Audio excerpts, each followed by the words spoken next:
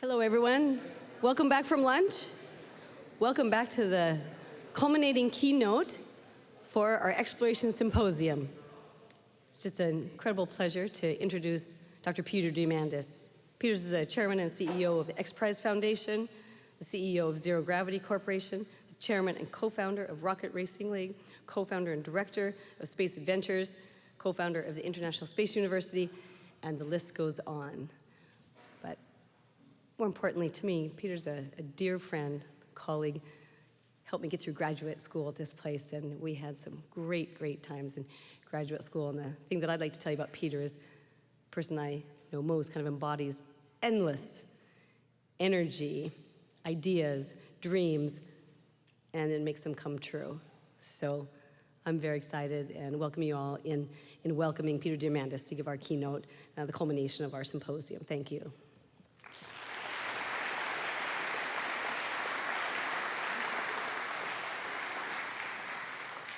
Thank you, Deva. Can you guys hear me? Mic's up? Great. And I remember the day that Deva finished her doctorate. And we had the conversation about what was she going to do next. And I said, you should really stay at MIT and teach. She goes, no way in the world. That's the last place I want to go. And how many years later is it? Amazing. I want to start with the sense that I love this place. I haven't been here for a decade or two, but I love what MIT represents in terms of anything being possible. And I remember when I came here as an undergrad, I was just impassioned with opportunity. I want to take a moment, first of all, to recognize my thesis advisor, Dr. Larry Young, and the whole team at MVL. When I was a third-year medical student at Harvard Med School, I was panicking because I had no interest in practicing, and I was having to pick where I was going to do my internship and residency, and I called him up in a panic one day and saying, Dr. Young, I have to come back and do my Course 16 coursework. And Larry said, sure. And that gave me the time to get my head around it and escape doing my internship and residency. So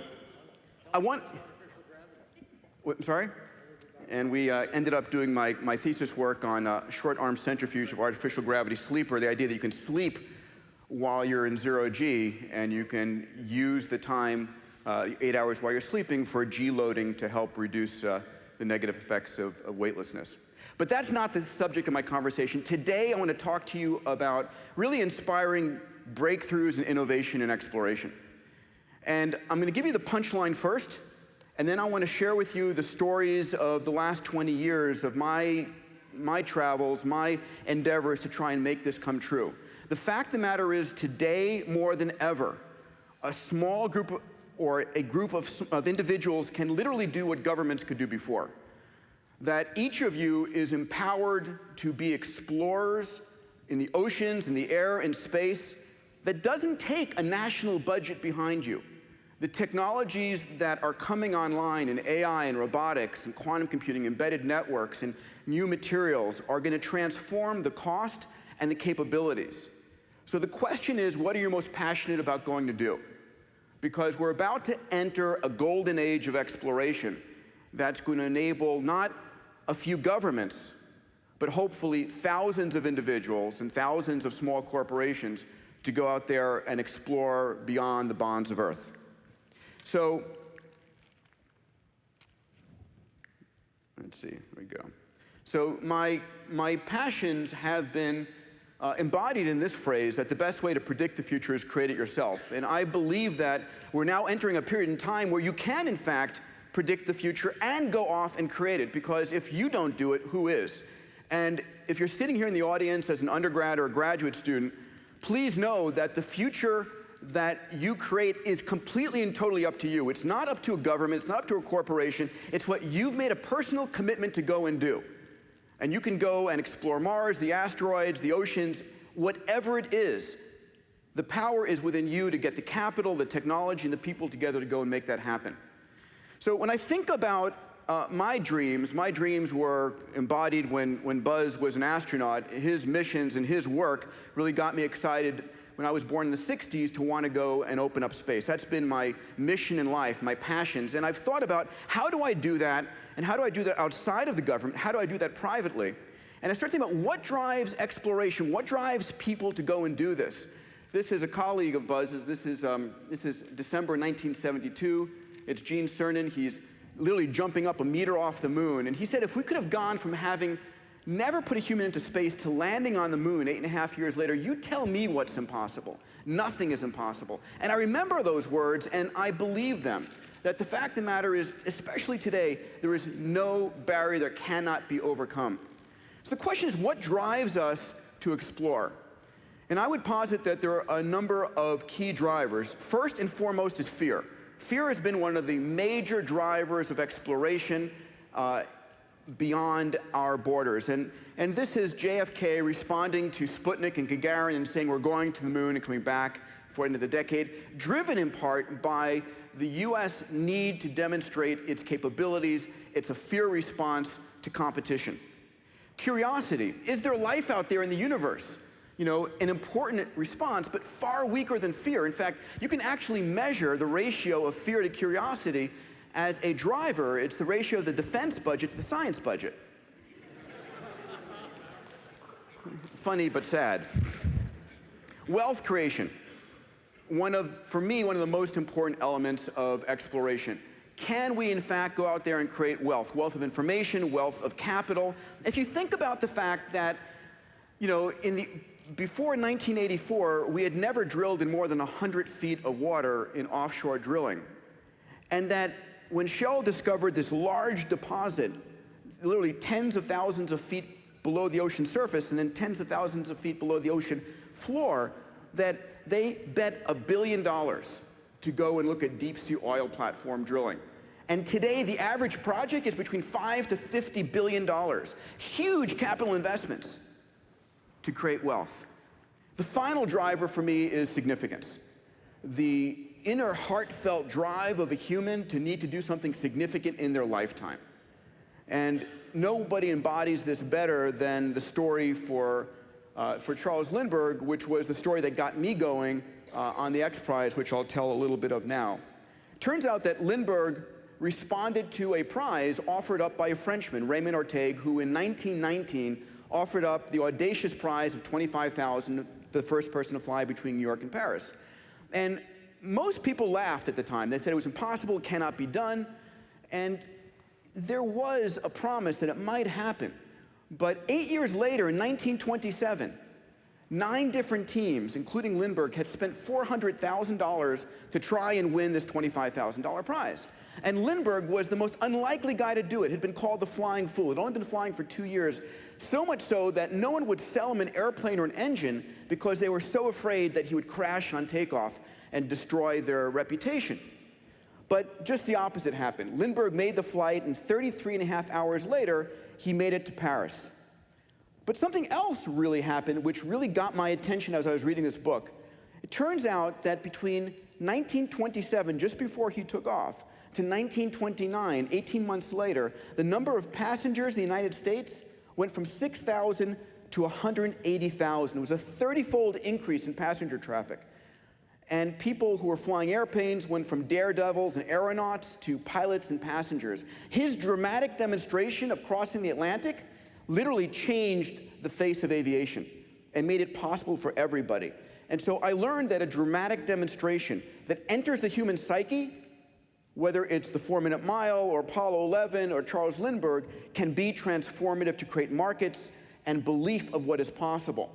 So if you're looking for changing the world in a big and bold fashion, look at a way that's going to penetrate the human psyche and do something that people remember for the rest of their lives. So I started studying prizes because I said, wow, here's an idea to get myself and my friends up in space without having to go the route of the government. You see, while I was in Larry's lab, I also got a chance to meet someone you met yesterday, Byron Lichtenberg, who was sort of an older brother to me. And I asked Byron about the realities of becoming an astronaut, and he said, well, you know, your chances are 1 in 1,000 of getting accepted. And even if you're accepted, you know, half the astronauts have never flown. They call them penguins because they have wings, but they can't fly. And I said, well, what makes the decision on who gets to fly? And they said, well, if you do what you're told and you're a good boy. I said, forget it. I'm never going to get a chance to fly. So I said, prizes, that's how I'm going to get a chance to go. So I read about the Longitude Prize. We heard about it a little bit earlier. Thousands of humans were losing their lives on the rocks. The British Admiralty put up a large prize in the early 1700s for the person who could tell the longitude as well as the latitude. And they all expected that an astronomer would win, right? Astronomers were the coolest dudes, the smartest guys. In fact, they were on the judging panel, of the longitude judging panel. But here comes this watchmaker, this tinkerer, this guy who comes up with these two watches, the H1 and the H2, and says, I've done it. I've solved the riddle of telling longitude. And everybody said, no, you haven't. No, it's going to be solved by an astronomer. They're the experts. It took 40 years for him to actually get the Longitude Prize. And what I learned from that is a lot of times a true breakthrough comes from an orthogonal angle, from someplace you least expect it, from someone who's outside the norm. And the experts are there telling you exactly how it can't be done. So think about that when you're looking for breakthroughs. So the question was, how was I going to get myself into space? By the time I had finished reading Lindbergh's autobiography, Spirit of St. Louis, the idea of creating a prize for private spaceflight came to mind. It was going to be a $10 million competition for a vehicle that could carry 3 adults up into space, come down safely, land, and do it again within 2 weeks. Right? I figured at the end of this kind of a competition, there would be a vehicle that could go into private business. So at that point, I went on stage in St. Louis. And you can see in the audience there, to my left is Byron Lichtenberg, and to my right is Dr. Aldrin. I didn't have any prize money, and I didn't have any teams. So what I did was try to give birth to this idea above the line of super credibility. So I had not only Buzz and Byron, but we had 20 astronauts on stage, the Lindbergh family, the head of the FAA, and was able to get Dan Golden, the head of NASA, there. And so when we announced this competition for private spaceflight, it was front page around the world, and no one asked, do you have any money, which we didn't, and do you have any teams, which we did not. But they took it seriously, which was wonderful, because I expected without any question it would be a piece of cake. Who would not want to pay the $10 million after someone pulled it off? Well, I was wrong. I spent about 5 or 6 years at that point going from CEO to CMO and saying, you know, we'll call it the FedEx XPrize, we'll call it the Virgin XPrize, the GM XPrize, and so forth. And Branson and Fred Smith and all the rest said, well, why isn't NASA doing it? And can anyone really do it? And, you know, is someone going to die trying? And does it really have to be that much money? And ultimately, in 2001, after I'd had every team calling me and saying, Diamandis, do you have the money yet? I met this woman. I was reading about Anousheh Ansari in the pages of Forbes magazine. And it said in her bio, she just sold a company to Sonos Networks for $1 billion, and it said in her bio, and her dream was to fly on a suborbital flight into space. And I can't tell you how many times I read that line, a suborbital flight into space. I tracked her down vacationing in Hawaii. I was her first meeting when she got back to Dallas, and they literally agreed on the spot, and we made it the Ansari XPrize in honor to them. Well, it worked. We had 26 teams from 7 countries around the world who spent $100 million to try and win the prize. And this was the vehicle, Spaceship One, underneath White Knight One. Were there any people in the audience who were at that flight? We've got about a half dozen or so. October 4th, 2004, in the Mojave Desert, we had about 30,000 people show up from around the world to be here at that historic event. And here's the vehicle under power, burning polybutadiene, tire rubber, and nitrous oxide laughing gas. And one of the things that I've learned is when you put on a competition, teams are willing to try new things and take risks that the traditional players might not otherwise take. And the vehicle at altitude, for the pilots there in the audience, the N number here, 328 Kilo Foxtrot, is 328,000 feet, which is pretty cool, which was 100 kilometers, by the way. And after landing on the second flight, they had won the Ansari XPrize. It was the start of a new era. To my right are the Ansaris, to my left, Paul Allen, who had funded, to his left, Burt Rutan, and to his left, Brian Binney, who had made the second flight, and then Richard Branson, who literally licensed the rights to that vehicle that week to go and create Virgin Galactic. So we had 10 billion media impressions, which was really cool. We made the front page of Google, which almost took down our servers. That was really cool, too. And the vehicle made it into the Air and Space Museum right above Apollo 11 and next to the Spirit of St. Louis, the most visited spot, literally, in the world, more than the Louvre. What I'd like to do is take you back via a short video to those moments.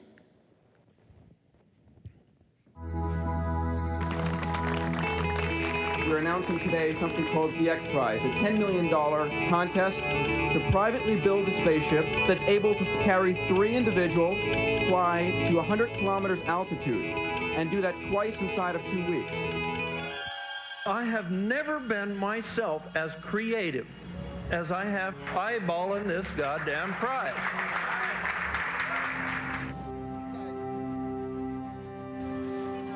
Hello and welcome to Mojave here in the high desert of California on this incredible day. Now you are going to witness history in the making. Release. Arm. Fire.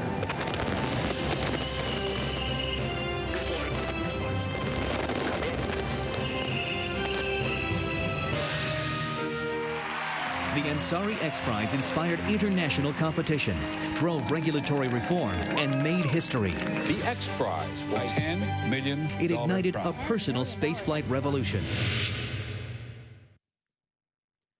So after the XPrize was won, we saw the birth of a few companies. Virgin Galactic, for example, now selling seats at $200,000 in the midst of its drop test. I think it's on its 16th or so flight. In addition, one of my companies, Space Adventures, partnered with Armadillo and is doing vertical takeoff, vertical landing, suborbital. And you can see the price competition already. It's coming in at $105,000. We'll see where the prices end up finally. The hallmarks of a great prize, historically, if you can design it properly, is the following. It's highly leveraged. You get 10 to 40 times the prize purse spent cumulatively by all the teams to try and win it. You only pay the winner, fixed cost engineering and fixed cost science, if you would. You spark not one player, but an entire industry. And for me, the most important part is you get non-traditional solutions. You get high risk being taken by all of these teams trying to do it. And so rather than backing a single approach, you back very non-traditional approaches. So we're doing prizes now in a range of groups: life sciences, exploration, energy, education, global development. And I'm going to just focus a little bit on where we're doing in the exploration realm. So the next prize we have up for grabs is the $30 million Google Lunar XPrize, and I'm very proud that there's a team here from MIT, Giant Leap. And if this technology, well, I believe this technology can be developed. I believe this prize will be won. But when it does, it is going to usher in the capability for private individuals, universities, and corporations, literally, to go and land a rover on the moon. And that's transformative. So much so that this past year, NASA put up an additional $30 million in contracts for teams that are able to go and compete for the Google Lunar XPrize. What I'd like to do is show a short video of Sergey Brin. A lot of companies have sponsor a variety of things, just as kind of marketing to support their brand and whatnot. Sometimes sports teams, sometimes sailboats. I knew that we never wanted to do something so conventional at Google. I thought if we were ever to sponsor something, it should be something ambitious. And ambitious it is. So we now have 29 teams from around the world, each vying to go and build these vehicles. If we do the job right, this is the YouTube's generation Apollo moon race. And one of the things that's very cool is we're going to have competitions for the teenager who decides what YouTube video should be sent back from the moon, or what's the first text message being sent back from these vehicles. In addition to $10 million prizes, we have these X challenges, which are typically $1 to $2 million prizes. I'd like to tell you about one of them. This was an X challenge called the Northrop Grumman Lunar Lander X Challenge for developing new vertical takeoff, vertical landing capabilities. So what was offered was $2 million of money put up by NASA. Northrop put up the operations dollars, and teams had to go up 50 meters, translate 50 meters, do a powered landing, refuel, and go back again.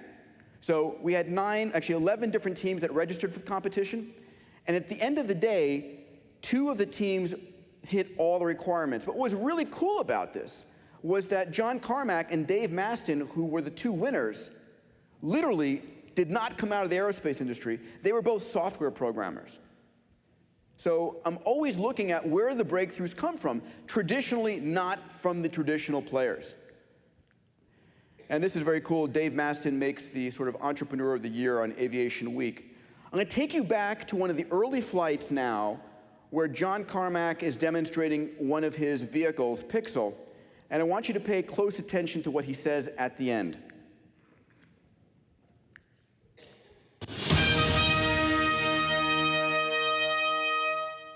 All right, we're going to start the clock, I believe, correct?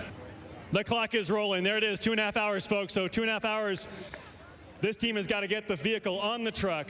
They've got to get out to the launch zone, a 10-meter concrete pad out there in the desert, take off, fly at 50 meters altitude, fly down a path 100 meters long to another landing pad. If they need to refuel, come back, repeat the same thing, and come back to the same pad, and then get back here in 2.5 hours. If they do it, they'll be the first team to have done it. 5, 4, 3, 2, 1, ignition.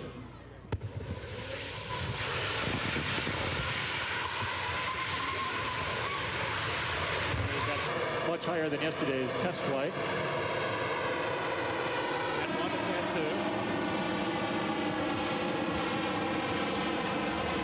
2. Solid as a rock. Imagine John on the ground at the controls, operating. There's the target.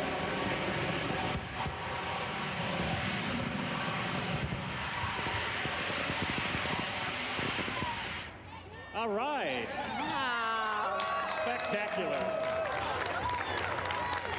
I think the best benefit that NASA can possibly get out of this is an operation like this going from concept to successful, almost successful flight here in under 6 months by a team of 8 people part-time for about $200,000. That should shame some of their current contractors that are going to be spending tens of billions of dollars doing different things. I love that. We'll come back to that in a little bit. So where's XPrize going in exploration?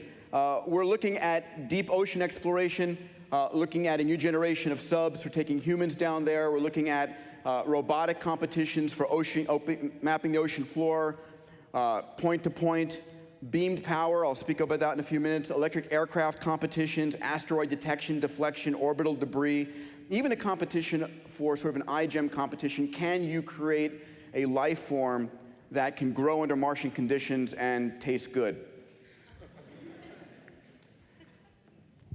So the question for me is, how do we get ourselves into space, and how do we do it independent of government budgets and government cycles? And the challenge, if you guys don't know this, the problem is that in the early 1960s, when we went to the moon, it was a very different Congress, a very different way of budgeting. We could make literally a decade-long commitment that we can't do anymore.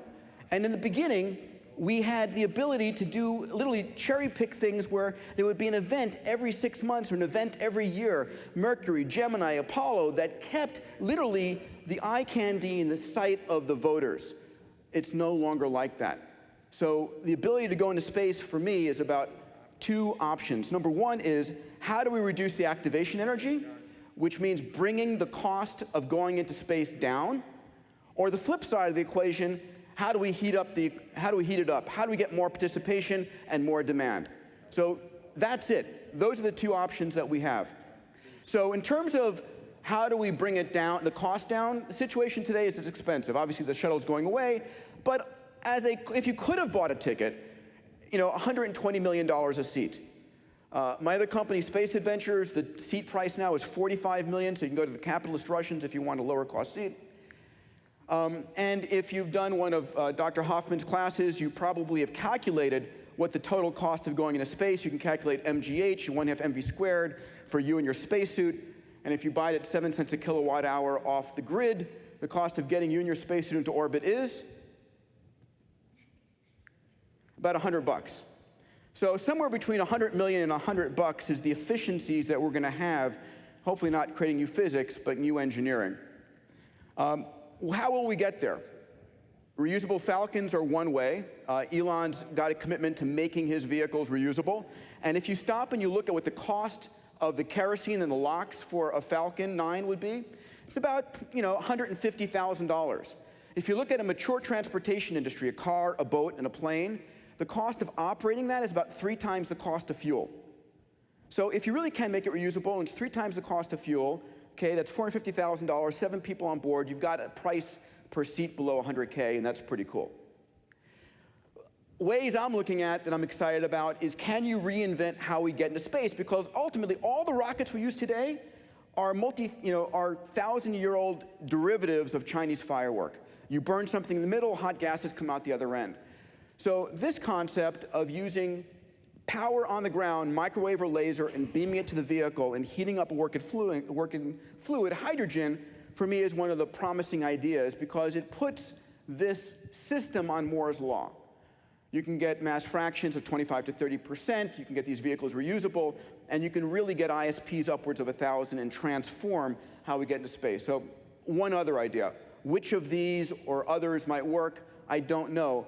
But none of these things are going to happen unless the market is there. So ultimately, the question is, how do you drive participation and demand? So let me speak about that and some of the things I played with. So Eric Anderson, Mike McDowell, and I started a company called Space Adventures. We have a opportunity with the Russians to take people up to this 5-star, multi-$100 billion hotel called ISS. We have had 8 clients go up so far. Our 5th and 7th client were, in fact, the same Charles Simoni. So from Dennis Tito, who's celebrating this Friday, in fact, his 10th anniversary of his flight, to Guy Liberté, from the founder of Cirque du Soleil. There's Anush Ansari up in the right, who's the patron saint of my XPrize. And Richard Garriott, whose father was also an Apollo astronaut, Skylab astronaut. And as Byron mentioned yesterday, one of the new products that we've signed a deal with the Russians is for a cislunar flight, basically an Apollo 8 mission at a price probably in the $120 million league. But there's 1,400 billionaires that we know of on this planet. And what's $120 million for a trip to the moon and back? So when I was a grad student here with Byron, one of the things I got very excited about was the chance to go and do ZeroG flights. And I became passionate about this idea. And in 1993, Byron and I walked into the FAA and announced our decision that we were going to go and commercialize ZeroG. And the conversation went something like this. Peter, Byron, can you show me where in the Federal Aviation Regulations it allows you to fly parabolic flights?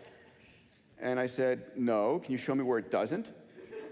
And they proceeded to show me where it doesn't. No, I didn't really say that. But it turns out that, if you think about it, somewhere over the last 100 years, we went in our regulatory framework from the point of if it was not explicitly prohibited, you could do it, to the point now, if it's not explicitly allowed, you can't do it. And that's a very dangerous change that's occurred for the policy students here. And it literally took us 11 years. We went and had our first meeting with the FAA in May of '93. We got operational authority in September of 2004. So I was talking to some students earlier down in the restroom about, and I won't start with why we started the conversation there, but about what do you do in your life. It's, you pick something you're passionate about. I guarantee you I would have given up 1,000 times, and so would Byron, if we'd not been passionate about making this happen. But now we have our ZeroG airplane. We have flown 350 flights. We've flown over 12,000 people into ZeroG. And it's the world's largest roller coaster with 30 seconds of weight loss followed by 30 seconds of weight gain.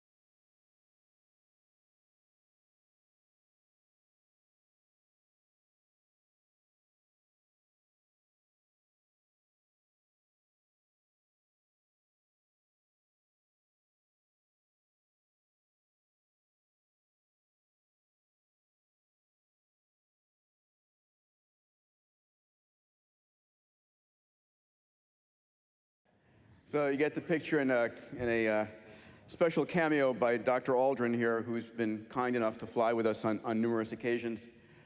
One of the coolest things that we had a chance to do was to actually fly Stephen Hawking into ZeroG, and I'll tell that story very briefly. I had met Dr. Hawking through the Archon Genomics XPrize, where he's one of the genomes that we're sequencing, and he said during our first conversation his dream was to fly into space. I said, I can't fly into space, but I could take you up into ZeroG, in which he said, absolutely. We announced it the next day, and I got 2 phone calls, one from our aircraft operations partner who said, what are you, crazy?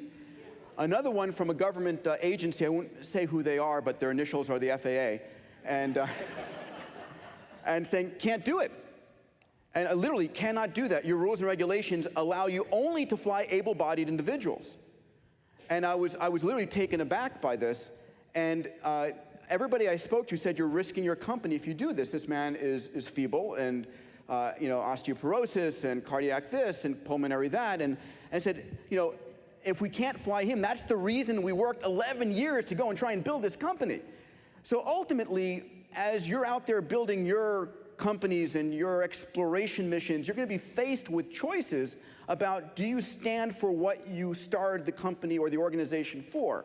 Or are you going to back down every time there's a risk? Because we're killing ourselves in this nation, how risk adverse we've gotten. So ultimately, I said, absolutely not. We're going to make this happen. And I went and got a panel of 4 physicians to literally write the FAA and tell them that he was an able-bodied individual. And we got them on the flight.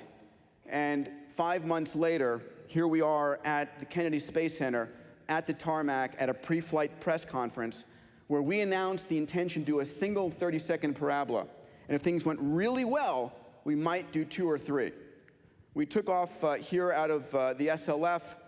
We had set up an emergency room on board the airplane. We were following his PO2, his cardiac, pulmonary, everything. And we actually did a full-up dress rehearsal the day before with a 15-year-old physics high school student who had the same height and weight, and we did every possible emergency routine on this poor kid in ZeroG. We're taking off here out of the SLF. Here's Byron, who you met yesterday, my co-founder, and sort of older brothers, and I lifting Dr. Hawking during the first parabola. Here he is with a sort of a cautious smile on his face. And at the end of the first parabola, he was rock solid. I turned to the physicians. They gave a thumbs up. Here's our second parabola and our third parabola. We flew an apple in homage to Sir Isaac Newton because Dr. Hawking holds the same seat at Cambridge that Sir Isaac Newton did. And so at the end of 3 parabolas, I said, we should stop. And he said, no. And through his translators, and we went to 4, 5, and 6. And finally, by the 8th parabola, I said, that's it. And this is him on his 8th parabola, and he had an extraordinary experience. But our goal here was, again, to give the public the chance to personally participate in space and exploration, just like Jeff Grayson and XCore and Virgin and Armadillo and all of these companies are doing. It's how do you make it possible for everybody to have a chance to play so that there's a real vibrancy and it's not just for one of those 500 astronauts. So one of the other things I've been working on is building a real business. And I went to my first auto race in 2001, and after the cars went meow, meow, I got bored. And when I get bored, I think about putting rockets on things. And so the Rocket Racing League was born at that point, and we made the cover of Popular Science when we first announced it. I'll call out to XCore and Jeff Grayson, who did a lot of the early engine development and helped us get the company off the ground. I'm very greatly appreciative for that. And here's the vehicle at a recent air and space show that we did. We're trying to reinvent racing for the 22nd century. And if you stop and you realize that NASCAR and Formula One racing are each $5 billion properties, I think there's plenty of opportunity to create technology and new businesses. So this is the vehicle. It's a single pilot vehicle that is flied through a 3-dimensional race course, and I'll be showing you a video here in a second. Here we are in Tulsa, Oklahoma.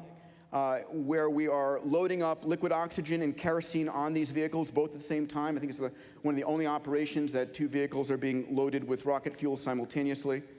Here's Deja Molnar doing the loading of the kerosene in the alcohol in this case. And here's 2 vehicles on the runway, and you can see literally from 0 to takeoff in under 4 seconds, which is quite the kick in the pants. And one of the things that we've done as part of this company is really to merge in all of the cutting-edge technology. So we have brought in augmented reality and augmented television, where literally on the Jumbotron, at the TV at home, or on your iPad, you see the race course superimposed, the same race course that the pilot sees in their heads-up display. And at the same time, we've developed a whole video game multiplayer series that allows you to actually play the video game in real time as these vehicles are transmitting their differential GPS signal, so you can fly against them and find out who's better. So I'm going to go to video here so you can get a feeling for where this company is going. Here's a sight and a sound that will get your heart pumping. A pair of rocket racers in the sky, thousands of spectators cheering them on, and coming along for the ride, virtually. It's great. The technology is awesome. You know, how in the world they can pull this off, and I mean, it's just amazing. It was the first time 2 rocket racers flew together in front of more than 30,000 people. It happened at the Quick Trip Tulsa Air and Rocket Racing Show, and it was the realization of a decade-old dream of Rocket Racing League founder Peter Diamandis. But when I saw those 2 vehicles coming off the runway one afternoon, that was the payoff for all the hard work. Rocket racing is a mashup between Star Wars pod racers and NASCAR. Delta Wing Velocity aircraft are rigged up with rocket motors built by Armadillo Aerospace, which can generate 2,000 pounds of thrust in an instant. Now that's a kick. In a propeller or a driven aircraft, or when you're in a jet, you wind up on the power and you can feel it coming in as you move the throttle forward. Here, you flip a switch and you go from no thrust to full thrust in less than a second, and you feel that kick in your back. Rocket racing uses high technology to bring fans along for the ride using augmented reality. The primary augmented reality technology that the pilot sees comes from a company called Elbit Systems, which makes sophisticated helmet mount displays for the military. The capability is extended with some technologies from the Maryland Advanced Development Laboratory, and what's presented to the audiences, in addition to the pilot point of view, is created by ORAD, a leader in broadcast quality augmented reality systems. The rocket racers essentially fly inside this tunnel. That's the track they compete in. The shape of it can be infinitely varied from something that's very simple and reminiscent of an automobile racing track, like an oval, or something far more complex that has many, many curves in it, and verticals and overlaps and loops and portions of the sky for aerobatic flight. Fans can enjoy rocket racing on Jumbotrons or iPhones and iPads, and when the race is over, you can still enjoy the action. Yes, there is now an app for that. The long-range goal, fans will be able to join in and race virtual X-racers beside the real thing. Rocket racing may be the first participatory spectator sport. In Tulsa, Oklahoma, I'm Miles O'Brien.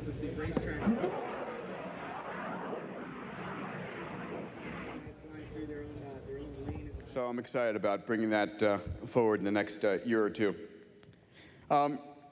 So that's about getting the public involved, but ultimately, to really drive this, we need to do what the United States did 100 and 200 years ago, which is create a resource draw, create something that is so powerful that it can literally drive the development of new technologies. And if you stop and you think about the fact that everything we fight wars over, metals, minerals, real estate, energy, are infinite quantities in space, and the Earth, it's a crumb in a supermarket filled with resources, you can stop to realize that we're now on the verge of being able to gain access to all of the resources of our solar system and the universe. This is an average size asteroid, about a ½ kilometer in size. Its makeup, the things that we care about, the things of life, hydrogen, oxygen, carbon, the things that we build buildings with, iron and nickel and cobalt, the things which we call rare earth metals, platinum, gold, and so forth, that are escalating in price rapidly. 7,000 of them that we know of. Astronomers believe that's about 10% of the known population. The value of these. Imagine if you could go out and capture these, mine them in space, bring back the rare earth elements, and create an economy no different than the gold rush, no different than the California land rush. A single half-kilometer size asteroid of this platinum group market has more platinum group metals than we've ever mined in the history. It's about $1 trillion worth of metals. And I think that could set off a nice space rush. So I'm going to end with a few comments, which is to remind you that I believe that we're living in a day and age where single individuals and small groups can do what only large corporations and governments could do before. The tools, the technologies are at your fingertips, and they're becoming more and more so. AI, robotics, nanomaterials, biotechnology, quantum computing, embedded network systems, all of these things that are in exponential growth are empowering you to make your dreams come true. The question is, what are you passionate about? What do you want to go and do? Because the age of personal exploration under the seas, in the air, and in space is just about to begin. Thank you.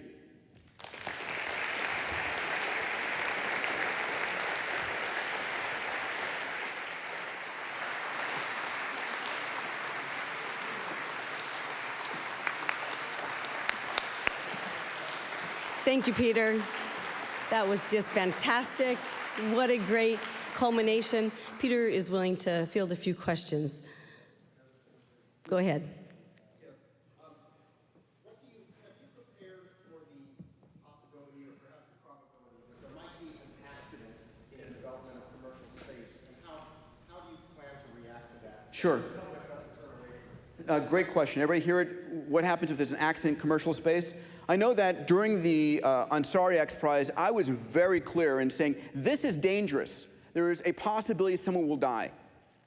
And we have to be flat out about that. It's, you know, if you try and hide it and say it's safe and so forth, and a chance of 1 in 100,000, you're going to defeat yourself.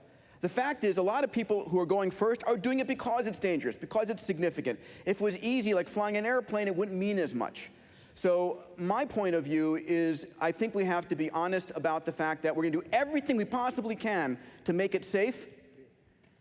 And let me just take a second and say, Buzz, thank you for all that you've done for this industry. I'm very grateful.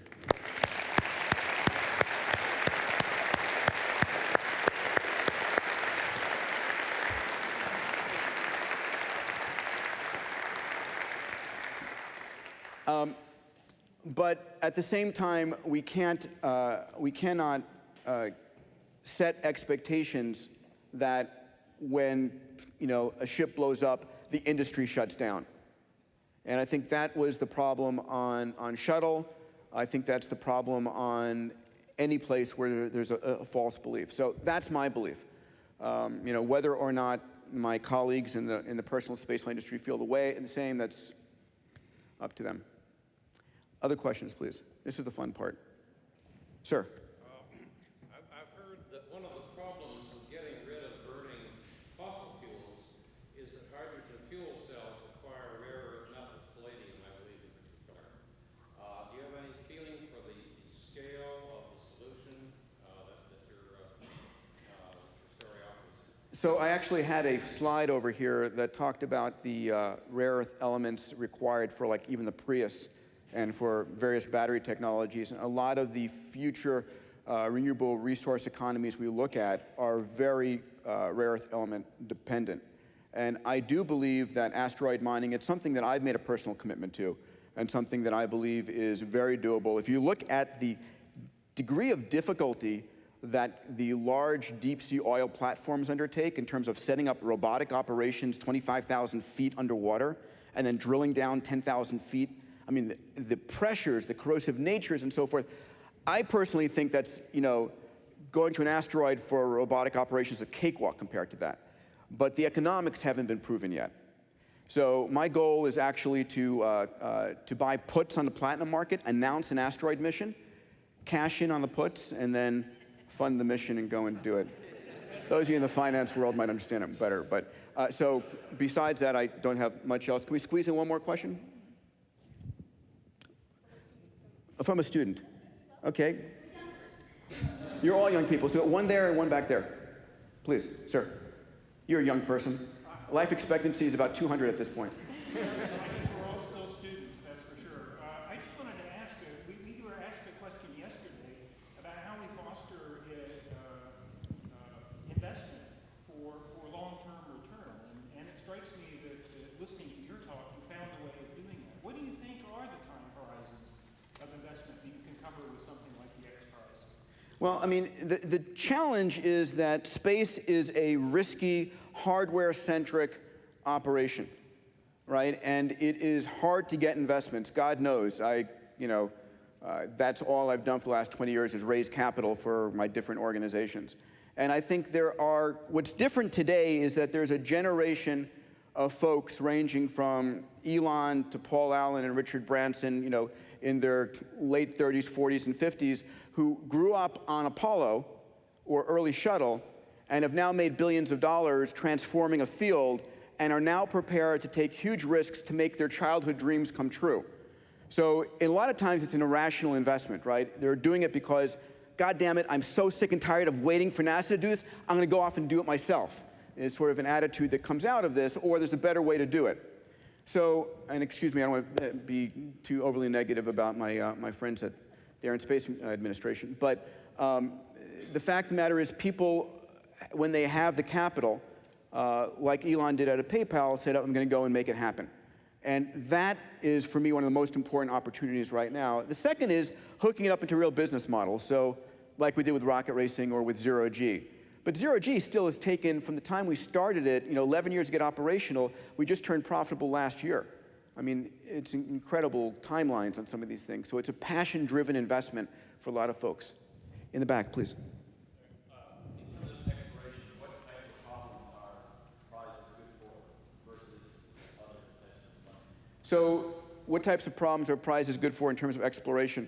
They're great for things that have a telegenic finish, things that include humans, things that could be done, but people aren't taking the risks or capital's not flowing into the market.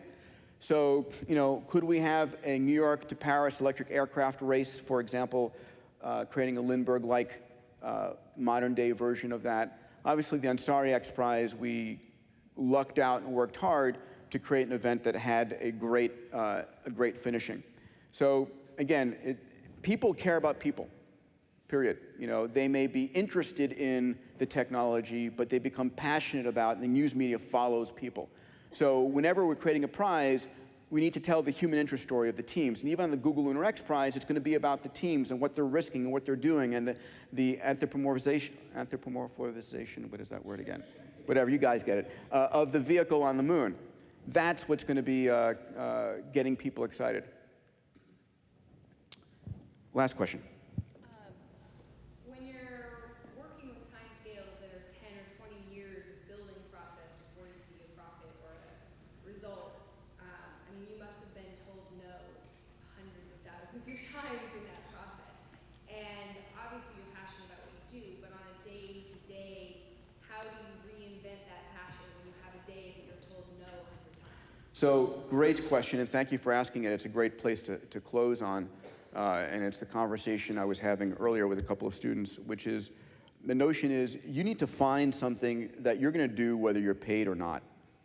You need to find something that is so significant it gives meaning to your life, that you wake up in the morning and you're excited to be awake, and you go to sleep at night and you can't wait to start the next day. And you will be told no over and over and over again. And believe me, on the Ansari XPrize, there were countless no's. And when Columbia failed and I hadn't raised the money, and people called me and said, how are you going to raise $10 million when the shuttle just fell apart? Or when 9/11 happened? When are you going to raise $10 million when the trade centers are coming down? But for me, I knew in my heart it was something I had to make happen. So ultimately, what will you do? Not for the money, not because your parents told you, not because your professor told you, but because it gives meaning to your heart and your soul. And when you find that, no one can stop you. Thank you.